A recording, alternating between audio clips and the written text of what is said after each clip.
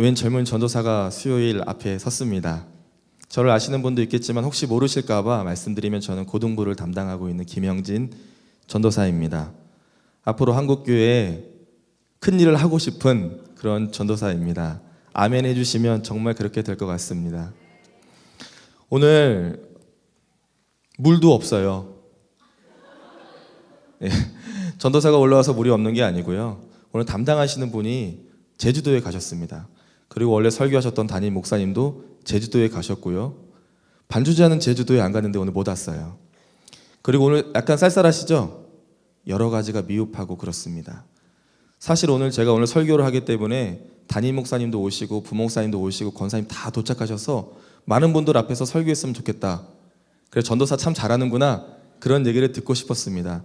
학교에서 우리 김영민 전사가 얘기하기를 반주도 있고 오늘 드럼도 놓고 아주 멋지게 해볼까 이런 마음도 있었는데 세상에 반주도 없고 목사님도 없고 부목사님도 없고 다 없고 물도 없습니다.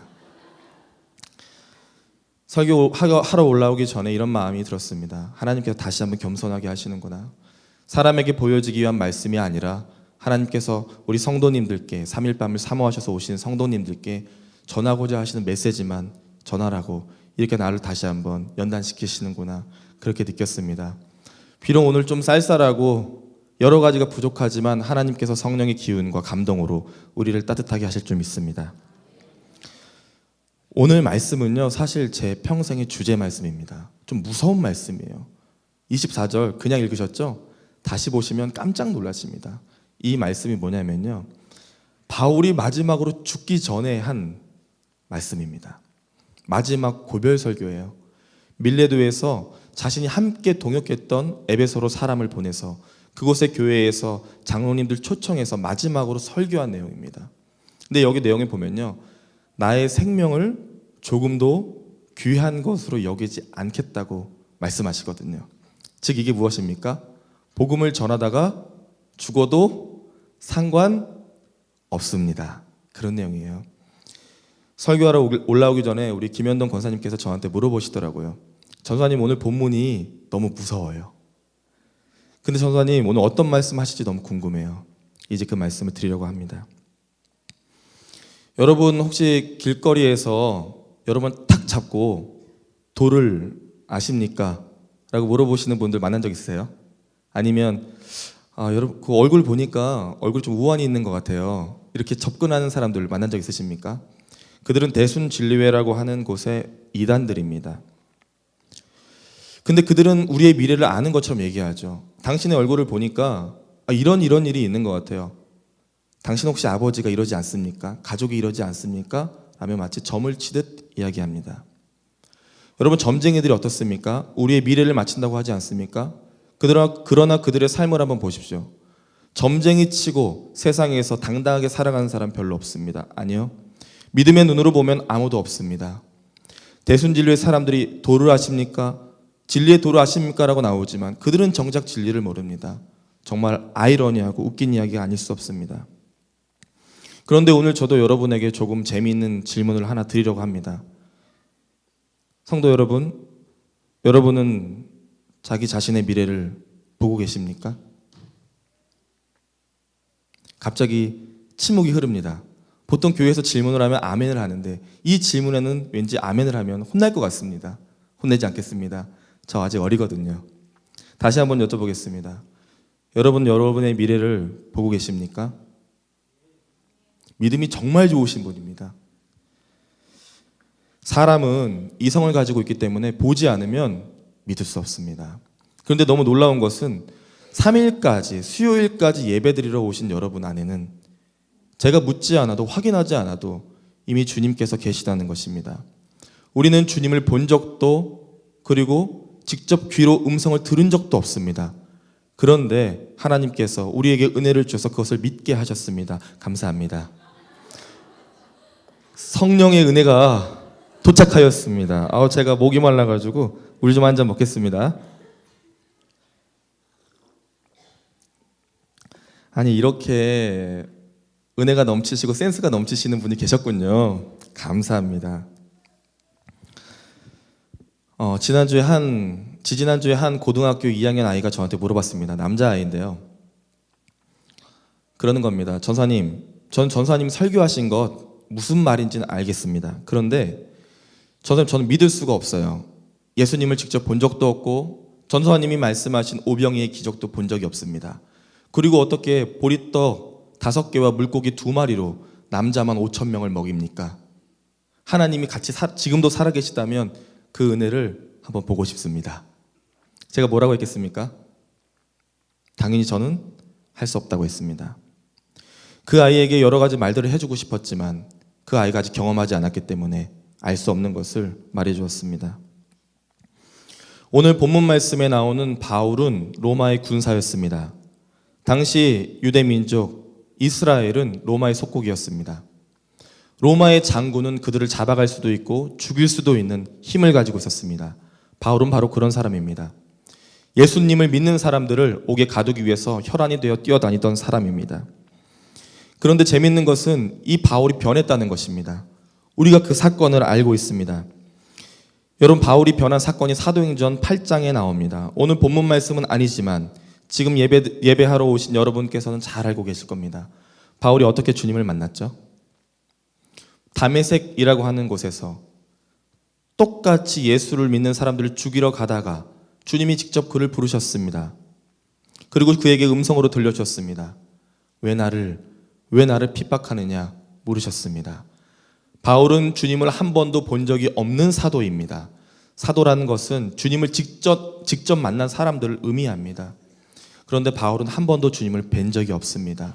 그런데 우리가 기억하는 최고의 사도는 바울입니다. 이것이 참 재미있는 이야기 같습니다. 보지 않고 믿는 것이 복되다고 우리가 알고 있지만 어떻게 이성을 가진 사람이 보지 않고 자신의 생명을 걸 만큼 내가 복음을 증언하다가 나의 생명이 다하더라도 괜찮다고 고백할 만큼 그렇게 믿음을 가질 수 있었을지 참 궁금합니다. 아까 저에게 질문을 했던 한 아이에 대해서 말씀드렸죠. 그 아이가 오늘 만약에 불의의 사고를 당해서 만약에 죽음을 경험하게 된다면 그 아이의 영혼이 어디 있겠습니까? 이것은 제가 묻지 않아도 여러분 잘 알고 계실 겁니다. 그럼 똑같이 우리가 그러한 일을 당한다면 오늘 우리는 어디에 있겠습니까? 당연히 하나님의 나라에 거할 것입니다. 여러분 그것을 믿으십니까? 여러분 그것을 믿으십니까?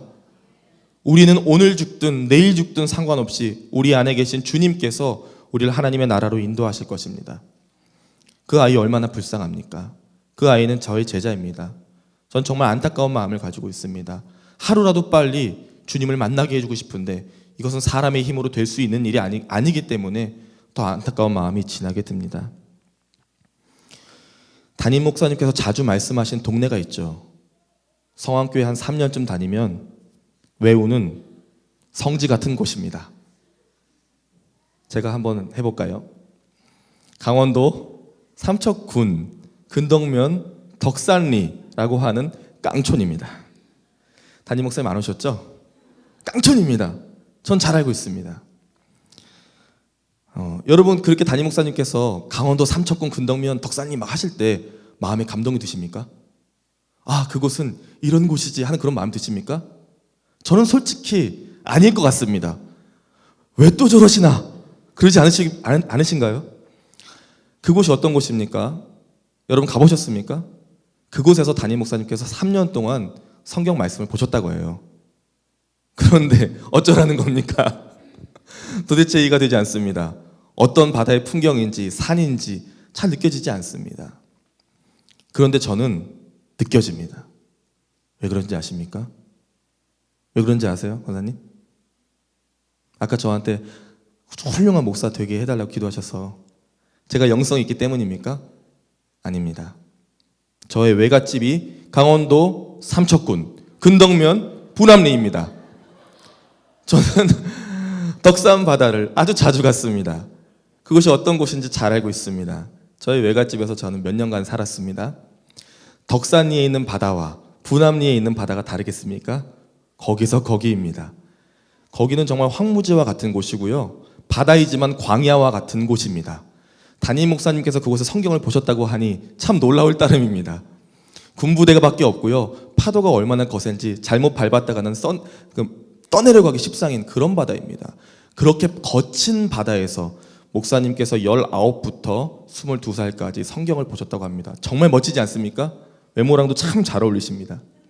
그 거센 파도를 뚫고 성경을 보셨다니. 근데 저는 그분이 우리 담임 목사님께서 성경을 보실 때 그 환경과 그렇게 생각해 보면 저는 그 바다를 봤기 때문에 얼마나 외로웠을지 감히 상상이 갑니다. 경험하지 않으면 아무리 담임 목사님이 말씀하셔도 우리 안에 그것이 온전하게 전해지지는 않습니다. 경험하지 않으면, 사람은 이성을 가지고 있기 때문에 직접 눈으로 보지 않으면 믿을 수 없는 것처럼 직접 보지 않으면 잘 느껴지지 않습니다. 그런데 여러분, 놀라운 것은 여러분을 예수님을 본 적이 한 번도 없습니다. 여러분, 성령님을 눈으로 보신 적 있습니까? 여러분, 그분을 직접 본 적이 있으십니까?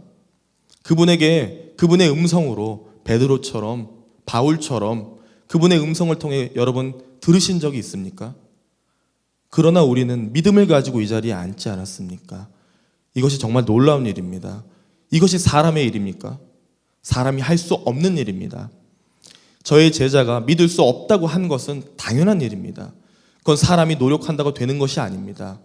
정말 그것은 하나님이 전적으로 우리에게 은혜를 주셔야지만 가능한 일입니다. 여기에 우리가 여러 가지 평소보다 좋지 않은 환경 속에서 지금은 예배를 드리고 있습니다. 그러나 여러분, 정말 하나님께서는 여러 가지 환경보다 지금 여기에 앉아있는 여러분의 마음과 중심을 보실 것입니다. 다시 여쭙고 싶습니다. 여러분은 여러분의 미래를 아십니까? 여러분의 미래를 보고 계십니까? 이 질문은 믿음을 가진 그리스도인에게는 굉장히 중요한 질문입니다. 오늘 바울도 그렇습니다. 바울이 주님을 택한 것이 아닙니다. 바울이 주님을 경험하고자 한 것이 아닙니다. 그가 한 일은 딱 한 가지입니다. 딱 한 가지밖에 없습니다. 예수를 믿는 자들을 잡아 쳐넣고 죽이려는 그 한 가지 목적밖에 없었습니다. 죄인이죠. 나중에 바울이 고백합니다. 나는 죄인 중에 괴수라고 합니다. 그런 바울이 사울이었을 때, 그렇게 악랄했던 사람이었을 때 주님은 그를 택하셨습니다. 여러분, 우리는 바울과 다른 사람인 것 같죠? 우리는 바울과 다른 사람인 것 같이 살아갑니다. 그러나 여러분, 우리가 로마의 장군이 아니고 예수를 믿는 사람들을 핍박하지 않을 뿐이지 우리의 죄와 그의 죄가 무엇이 다릅니까? 우리는 아무것도 할 수 없는 사람입니다. 하나님께서 전적으로 우리를 택하셔서 이 자리에 예배드리게 하신 것, 이 한 가지가 정말 놀랍고 귀하고 감사한 일입니다. 여러분, 오늘 하루를 어떻게 살아가셨습니까? 여러분, 무엇을 바라보고 살아가셨습니까? 우리가 취하고자 하는 것들 너무나 많이 있습니다. 분명히 믿음은 우리의 운명을 바꾸고 삶의 질도 바꾸고 우리의 미래도 바꿀 수 있습니다. 그것이 하나님이 우리에게 주신 믿음입니다. 그러나 분명한 것은 어떠한 믿음을 가지고 우리의 운명을 바꿔가는가, 이것이 굉장히 중요합니다. 여러분, 결국에 종국에 우리가 가야 할 곳이 어디입니까? 우리는 재물을 향해 가지 않습니다. 배우자를 향해 가지 않습니다. 우리의 보장된 미래를 향해 가지 않습니다. 우리 믿는 그리스도인들이 결국에 가는 곳이 어디입니까? 하나님의 나라입니다. 하나님의 나라를 향해 갑니다. 그렇다면 우리가 결국 봐야 할 것이 무엇입니까? 우리는 하나님의 나라를 바라보며 살아가야 하는데 이것이 굉장히 어렵습니다. 저는 최근에 8월 초에 사랑하는 할머니를 하나님 곁으로 보내드렸습니다. 저는 할머니를 너무 사랑했습니다. 그 할머니가 어디 살고 계셨냐면요, 강원도 삼척군 근덕면 분암리에 살고 계셨습니다. 나이가 꽤 있으셨어요. 90으로 돌아가셨습니다. 그런데 여든이 되실 때까지 하나님을 믿지 않았습니다. 저희 어머니가, 우리 할머니가 믿음이 생기기를 아주 오랜 시간 기도하셨습니다. 아주 오랜 시간 기도했지만 할머니는 믿음을 갖지 못했습니다. 저는 그 모습을 보면서 아무리 영적이고 아무리 기도를 많이 하는 사람도 이 구원을 시킨다는 것은 전적으로 하나님께 달려있기 때문에 이것이 될 수 없구나, 어떻게 이럴 수 있을까, 저는 저희 어머니를 보면서 많은 은혜를 받고 자랐기 때문에 더 놀라웠습니다. 되지 않는 것도 있는가? 근데 수십 년이 흘러서 다른 분을 통해 하나님이 은혜를 주셨습니다. 한 목사님께서 자녀를 잃었습니다. 지금 제 큰아이가 4살입니다. 그 목사님도 그 정도 되는 아이를 잃었습니다. 그 아이를 잃고 받은 보상금으로 지방에, 저 충청도 저 지방에 교회를, 작은 교회를 세워주셨다고 합니다. 그리고 강원도 삼척군 근덕면 덕산리가 아닌 분암리로 들어가셔서 목회를 시작하셨습니다. 하필이면 그 교회 옆이 저희 할머니 집이었습니다. 저희 할머니는 끊임없이 그 목사님을 핍박하였습니다. 그 목사님이 부르는 찬양 소리 싫어하셨습니다. 그 목사님이 전도하는 것 싫어하셨습니다. 왜냐하면 삼척 어디죠? 삼척군 다 아시죠? 근덕면 덕산리든 분암리든 그곳은요 무당의 땅입니다. 무당과 소밖에 없습니다. 조금 나가면 장어 있는 강이 있고요. 조금 나가면 삼척 해수욕장이 있습니다. 덕산 앞바다에 있습니다. 아무것도 없는 무당의 땅입니다. 그곳에 그 목사님이 오셨습니다. 그리고 수년 동안 기도하신 목사님 덕분에 저희 할머니가 드디어 믿음을 갖게 되었습니다.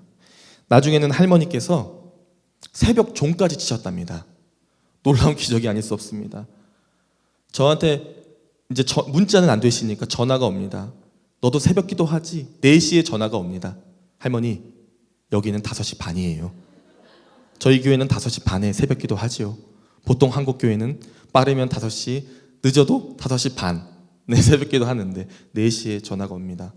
미안, 나 지금 방금 새벽 종치고 왔는데, 그러시는 겁니다. 그럼 주변 사람들이 그 종소리를 깼겠죠. 그렇게 끊임없이 종을 치셨다고 합니다. 시골 할매들은 잠이 별로 없는 것 같습니다. 그런데 이 할머니께서 임종을 앞두고 강원도에서 제가 갔을 때 이렇게 저를 붙잡고 말씀하셨습니다. 영진아, 죽어가는 그 목소리로, 그런데 지금 전 너무 건강하게 말씀드렸지만, 영진아, 손을 잡고 말씀하십니다. 네 때문에 내가 살고 나 때문에 네가 살아. 이렇게 말씀하시는 겁니다. 여러분, 이 말씀의 뜻을 아시겠습니까? 그냥 얼핏 듣기에는 굉장히 철학적이고 어렵지 않습니까? 저도 처음엔 잘 이해를 못했습니다. 그런데 할머니께서 저를 다시 보시면서 왜 못 알아채느냐 듯이 바라보시면서 아흔 되신 할머니가 암투병하셔서 깡마른 뼈밖에 없는 손으로 저를 잡으시며 다시 말씀하셨습니다. 영진아, 너 때문에 내가 살고 너 때문에, 나 때문에 네가 살아. 이렇게 말씀하시는 겁니다. 하나님께서 저에게 지혜를 주셔서 무슨 말씀인지 알게 되었습니다. 믿음이 없던 할머니를 위해서 계속 기도했던 손주 때문에 할머니는 이제 영원한 하나님의 나라를 본 것입니다. 그리고 너 때문에 나는 이제 살게 되었어 라고 말씀하신 것입니다. 그리고 앞으로 살아갈 저를 위해서 다시 축복해 주셨습니다. 내가 너를 위해 기도했기 때문에, 내가 너를 위해 기도했기 때문에 너는 좋은 목회자가 될 거야. 나 때문에 네가 살게 될 거야. 그리고 하나님 나라에 가서 만나자. 이렇게 저한테 들렸습니다. 정말 놀라운 일 아닙니까? 믿음이 없이 그 촌으로 들어온 목사님을 핍박하고 무당과 소밖에 없는 그 지역에서 80평생을 살아가신 할머니가 마지막으로 하신 말씀이 우리가 하나님 나라에서 영원히 살 수 있다는 고백이었습니다. 하나님의 나라가, 그 구원의 확신이 할머니를 통해 보여진 것입니다. 너 때문에 내가 살고 나 때문에 네가 살아. 여러분, 제가 이 말씀을 죽을 때까지 잊겠습니까? 제가 잊을 수 없는 한 가지의 말이 또 있습니다. 저는 아버지를, 제가 올해, 죄송합니다, 36입니다. 꽤 동안이지요. 찬양 인도한 우리 영민 전도사님보다 2살 형입니다. 놀랍지요? 제가 24살 때 아버지를 여였습니다. 아버지는 믿음이 좋은 안수 집사님이셨습니다. 그런데 아버지께서는 불의의 사고로 돌아가셨습니다. 새벽 기도를 마치시고 은혜 충만한 모습으로 출근하셨는데 그날 오후 3시에 폭행사고로 사망하셨습니다. 제가 아버지의 뜨거운 시신을 바라보면서 얼마나 슬펐겠습니까? 이제 24살 사역을 갓 시작한 초년 전도사였습니다. 그리고 저는 바로 사역을 포기하려고 했습니다. 하나님께서 믿음의 사람으로 보여주신 아버지가 이렇게 비참하게 죽어가는 모습을 보면서 하나님이 정말 살아계신가 처음으로 의문이 들었습니다. 그런데 아버지가 돌아가시기 3시간 전에 저한테 전화를 주셨습니다. 영진아, 나는 네가 영성이 살아있는 목회자가 되었으면 좋겠다 라고 갑자기 게임으로 지쳐서 자고 있는 저를 깨우셨습니다. 아빠, 힘들어 죽겠어. 나 게임하다가 피곤해 죽겠어. 응? 나 좀 더 잘래. 영진아, 새벽을 깨워라. 영성이 살아있는 목회자가 되어라. 그리고 저는 전화를 끊어버렸습니다. 제가 들었던 마지막 아버지의 목소리였고 마지막 아버지의 음성이었습니다. 제가 지금도 사역을 하면서 가장 중요하게 생각하는 것은 기도입니다. 가장 중요하게 생각하는 것은 영성입니다. 그것이 없다면 아무리 우리가 하나님으로부터 많은 은혜를 받고 부귀와 명예와 지식과 지혜를 얻는다 해도 우리가 영성이 없고 기도할 수 없다면 아무것도 아니라는 사실을 하나님께서는 끊임없이 저에게 아버지의 음성을 들려주시면서 말씀하십니다. 히브리서 11장 4절에 보면 아벨을 통해서 바울에게 계속 말씀하신다고 했는데 그것은 믿음 가운데 하나님이 계속 증언하시기 때문이라고 말씀하셨습니다. 아버지의 마지막 음성은 지금도 들려옵니다. 제가 힘들고 지쳐서 쓰러져서 기도할 때마다 다시금 들려주십니다. 그것은 아버지가 믿음으로 무엇을 보셨기 때문입니다. 어떤 것을 보셨을까요? 나중에 장차 큰 교회를 하고 멋지게 목회할 아들을 보셨을까요? 그것이 아닙니다. 그것이 아닙니다.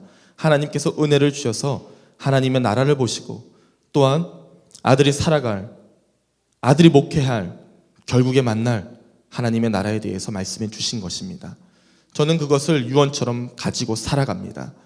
여러분 언젠가 저를 다시 10년 뒤에, 20년 뒤에 우리 권사님, 우리 집사님들 오래오래 사셔서 30년, 40년 뒤에 저 만나실 거죠? 그때 만나셔도 저는 변함없이 말씀드릴 것입니다.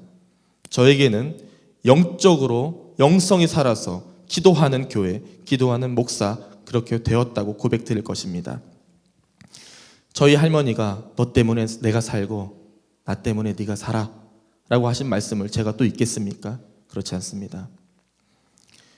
수요일까지 예배를 사모하셔서 오신 성도 여러분, 우리가 주일 말고도 수요일까지 이곳에 와서 예배 드릴 때에는 여러분을 이끄시는 하나님의 은혜가 분명히 있기 때문입니다. 그런데 우리가 예민하게 이것을 잘 보아야 합니다. 여러분 오늘 하루 무엇을 바라보고 사셨습니까? 그저 무감각하게 살아가다가 그저 예배 시간 되니까 오신 건 아니시죠? 하나님께서 여러분을 사랑하셔서 태초부터 여러분을 지정하시고 택하셔서 예수 그리스도를 우리 인류의 십자가에 달리시고 죽게 하시고 부활하셔서 우리가 이곳에 있는 것입니다. 하루를 살아가며 고작 우리 앞에 놓여져 있는 작은 문제들과 우리가 버려야 할 재물들과 내 자녀의 성공과 미래를 바라보며 우리가 살아왔다면 우리는 회개해야 합니다. 우리는 하나님께서 우리에게 이미 주신 하나님의 나라를 바라보며 살아가야 합니다. 언젠가 담임 목사님께서 이런 비유를 하신 적이 있습니다. 작은 배가 내가 노를 젓지 못할지라도 내가 가야 할 방향을 보면서 계속 노를 저어대면 결국 그곳에 간다고 하신 말씀 기억하십니까? 인생을 살아가며 우리에게 닥쳐온 고난이 많을 것입니다. 넓은 바다처럼 그보다 더한 인생의 무게를 우리는 견뎌야 합니다. 그리고 노를 저을 수 없는 사람이 허우적 되는 것처럼 그렇게 우리는 허우적 되면서 다른 것들 바라보며 우리 인생을 살아갑니다. 그러나 여러분, 우리는 연약하고 힘이 없고 능력이 없고 아무것도 할 수 없는 죄인된 우리지만 하나님께서 우리에게 은혜를 주시고 십자가의 공로로 우리를 붙잡아 주셨기 때문에 우리가 하나님의 나라의 소망을 가지고 살아가기 때문에 우리가 허우적될지라도 그 하나님의 나라만 바라본다면 우리가 결국엔 어디 있겠습니까? 그것보다 중요한 것이 무엇이겠습니까? 여러분 바꾸고 싶은 인생의 목적과 제목이 있으십니까? 저도 있습니다. 저 아이들에게 장난처럼 얘기하지만 제 뿌리 깊이 있는 욕심과 모든 것이 그것을 가끔 이야기하게 합니다. 저는 5만 명의 목회를 하고 싶습니다. 일단 얼굴은 합격이죠. 웃으신 분은 안 돼요. 저는 그렇게 되고 싶습니다. 그런데 그 일을 제가 할 수 있는 것이 아닙니다. 하나님께서 은혜를 주시면 5만 명이 문제겠습니까? 하나님께서 은혜를 주시면 사람이 할 수 없는 그 일 모두를 다 들어주실 것입니다. 아무런 능력이 없던 죄인 중에 괴수 같았던 바울을 사울이었을 때 택하셔서 그로 하여금 놀라운 은혜를 주셔서 전 세계를 돌아다니며 하나님의 복음을 증거케 한 그 하나님께서 은혜를 안 주시겠습니까? 결국 바울이 바라본 것이 무엇입니까? 5만 명의 목회였습니까? 부귀와 명예였습니까? 세상의 존귀함을 얻는 것이었습니까? 아닙니다. 오늘 24절 말씀에 보면 내가 달려가야 할 길, 결국엔 내가 멈추고 결국엔 내가 종국엔 하나님을 만나야 할 그 길에 대해서 분명하게 이야기하고 있습니다. 24절 말씀 한번 다시 보시겠습니다. 제가 읽겠습니다. 내가 달려갈 길과 주 예수께 받은 사명 곧 하나님의 은혜의 복음을 증언하는 일을 마치려 하면은 나의 생명조차 조금도 귀한 것으로 여기지 아니하노라. 아멘. 더 잘 살 수 있었습니다. 하나님이 주신 은혜로 더 멋지게 살아갈 수 있었습니다. 그러나 바울은 그 길을 택하지 않았습니다. 그가 가고자 했던, 바라봤던 것이 무엇입니까? 하나님의 복음을 증거하는 단 한 가지였습니다. 예수를 죽이려고, 예수를 믿는 사람들을 죽이려고 다메섹 도상에 번개처럼 달려가던 사울이 멈췄습니다. 그리고 주님의 음성을 듣고 만남을 가지고 변화하였습니다. 그리고 이제 그가 무엇을 한다고 합니까? 나의 달려갈 한 가지 일은 오직 하나님의 은혜의 그 복음을 증거하는 것이라고 지금 사도행전 20장 24절에 말씀하고 있습니다. 여러분, 바울의 영혼이 지금 어디 있겠습니까? 바울은 하나님의 나라에 있습니다. 우리가 그 나라에 가서, 우리가 언젠가 그 나라에 가지 않겠습니까? 그 나라에 가서 사도 바울을 만나고 우리도 바울처럼 이야기했으면 좋겠습니다. 나도 세상에 많은 것들이 있지만 하나님 나라 바라보며 그 소망 꿈꾸며 여기까지 달려왔다고 그렇게 고백하시는 우리 사랑하는 성안교회 모든 성도님들 되시기를 간구합니다. 재미난 것은 바울이 이 말씀을 하기 전에 한 명을 살립니다. 한 청년이 바울의 설교를 듣는 중에, 성경 공부하는 중에 떨어져 죽습니다. 그러나 바울이 그의 곁에 가서 그의 숨소리를 듣고 이는 살 것이다, 죽지 않았다 라고 말하고 그는 이내 살아나고, 그 광경을 못 봤던, 바울의 설교를 들었던 많은 사람들이 위로를 얻었다고 합니다. 그런데 재밌는 것은 바울은 아무런 느낌과 감각이 없습니다. 한 명을 살렸으면 내가 살렸다는 것을 나타내고 싶을 것입니다. 예수님의 제자들도 그랬습니다. 기적이 일어나지 않았을 때 왜 우리가 하지 못했습니까? 오히려 예수님께 반박하며 물어봤습니다. 그런데 바울은 아무 의미를 두지 않고 바로 말씀을 증거합니다. 왜냐하면 사람을 살리는 것조차 지금 이 바울에게는 중요한 것이 아닙니다. 복음을 증거하는 그 일을 위해서 달려가는 것이 더 중요했던 것입니다. 사랑하는 성도 여러분, 여러분의 미래를 보십니까? 여러분 오늘 하루를 어떻게 살아가셨습니까? 여러분 우리가 어떻게 살아가야 되겠습니까? 솔로몬도 하나님께 무엇을 구했습니까? 자신의 것을 구하지 않았습니다. 하나님의 나라를 위해서 하나님의 백성을 치리할 수 있는 은혜와 능력을 달라고 하나님 중심으로 살아갔습니다. 그것이 하나님 나라를 바라보는 사람의 눈입니다. 믿음으로 바라본다는 것은 바로 그런 것입니다. 내 뜻과 내 마음과 내 정성이 아니라 온전하게 하나님을 향해서 하나님의 방향을 함께 보는 그런 겸손한 마음입니다. 그러나 그가 그것을 잃었을 때 하나님께서는 그의 모든 것을 가져가셨습니다. 그리고 하나님을 향해서 하나님의 나라를 위해서 지혜만 구했을 때 그에게 모든 것을 주셨습니다. 사랑하는 성도 여러분, 우리는 많은 것이 잘 되면 좋겠습니다. 내 자녀가 좋은 대학에 가고, 내 자녀가 취직 좋은 데 하고, 좋은 배우자 얻고, 내 인생이 좀 더 평탄하게 되고, 내 노후는 좀 더 안정적이며 내 노후가 빛났으면 좋겠는 것은 이성을 가진 사람, 그것을 직접 눈으로 봤던, 그렇게 살아가는 사람 보는 그런 부러운 마음이 있는 사람의 당연한 마음입니다. 그러나 여러분, 우리가 솔로몬과 같은 우를 범해서는 안 되겠습니다. 진정 우리가 바라봐야 될 것은 하나님 살아계신 것, 하나님의 나라가 우리 안에 있다는 것, 우리가 죽어도 우리의 모든 것이 썩어져 흙으로 돌아갈지라도 우리의 영과 몸이 온전하게 살아서 하나님 나라에서 영원히 예배드릴 수 있다는 그 한 가지 소망이 있을 때, 그것을 바라보며 달려갈 때 하나님께서는 우리 자녀들을 좋은 대학 보내주실 것입니다. 우리 자녀들에게 좋은 배우자 주실 것입니다. 우리의 미래와 우리의 형편을 이미 다 아시는 주님께서 우리를 복되게 하실 것입니다. 하나님은 그런 분이십니다. 여러분 그것을 믿으십니까? 지금 아멘은 크게 하지 않으셨지만 전 속상하지 않습니다. 왜냐고요? 여러분 지금 저를 바라보시면서 그래요 전사님 그렇게 한번 살아봅시다. 그것이 느껴지기 때문입니다. 우리가 그렇게 한번 살아보면 좋겠습니다. 마지막으로 말씀을 드리고 오늘의 말씀을 맺으려고 합니다. 우리는 이미 구원을 받았습니다. 이때는 아멘을 조금만 크게 해주시면 더 좋겠습니다. 여러분 우리는 이미 구원을 받았습니다. 우리 교회가 아멘에 참 인색한 교회입니다. 제가 4년간 이 교회에 있으면서 뼈저리게 경험했지만 오늘은 지금 이 순간은 조금 다를 것을 믿음으로 확신합니다. 우리는 구원을 받았습니다. 우리는 오늘 죽어도 하나님 나라에 거할 것입니다. 우리 인생에 많은 목적과 소원이 있지만 하나님을 향해 달려갈 것입니다. 우리의 생명도 아끼지 않고 하나님을 찬양할 것입니다.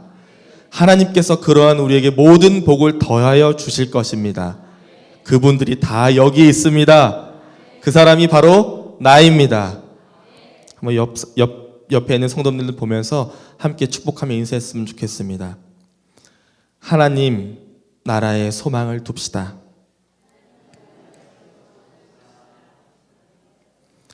하나님께서 당신에게 모든 복을 주실 것입니다. 그렇게 인사 좀 해주세요.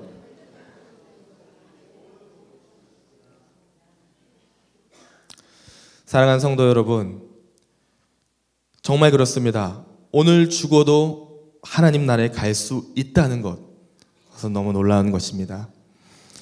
이 교회 밖을 나가고 내일 하루를 시작할 때 여러분 한번 다시 생각해 보세요. 사울이었다가 바울이 된 것 전적인 하나님의 은혜입니다.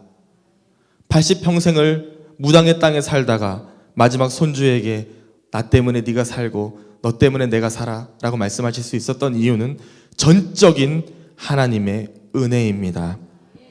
아버지는 여인이었지만 그 아버지를 통해 평생 잊을 수 없는 영성에 대한 이야기를 듣게 하신 이도 하나님이십니다.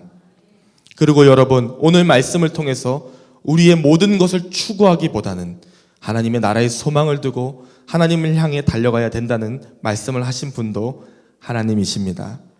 내일부터 우리가 다시 한번 이 땅에 살아갈 때 세상과 가치와 기준에 맞추기보다는 연약한 우리를 내어놓고 죄를 회개하며 전적으로 우리를 살리시고 이끄시고 능력 주시고 은혜 주시고 우리 생명 되신 주님만 바라보며 살아가는 성도 여러분 다 되시기를 주님의 이름으로 축복합니다.